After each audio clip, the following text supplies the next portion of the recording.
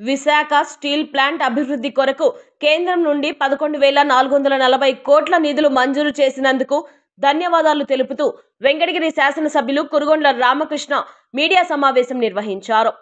Steel factory కూడా అమ్మేసి మూసేసి ఆ స్థలాలను కూడా అమ్ముకొనాలనే ప్రయత్నం చేశారు.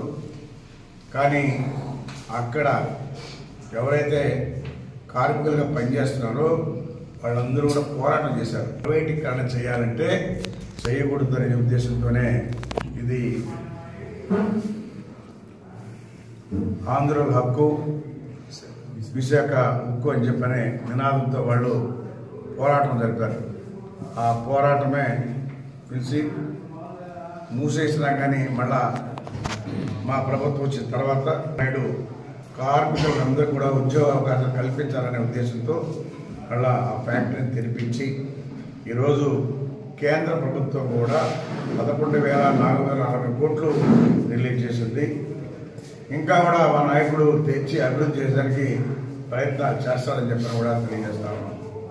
మూసేసినవన్నీ కూడా తెరిపించి కార్మికులకు ఉద్యోగ అవకాశాలు కావాలి, ఈ రాష్ట్రాన్ని అభివృద్ధి చేసుకోవాలి అన్ని రకాలుగానే ఉద్దేశంతోనే ఈరోజు కూటమి ప్రభుత్వం ఏర్పడి కేంద్రం సహాయ సహకారాలు తీసుకుంటూ ఈ రాష్ట్రాన్ని ముందుకు తీసుకెళ్తా ఉంది.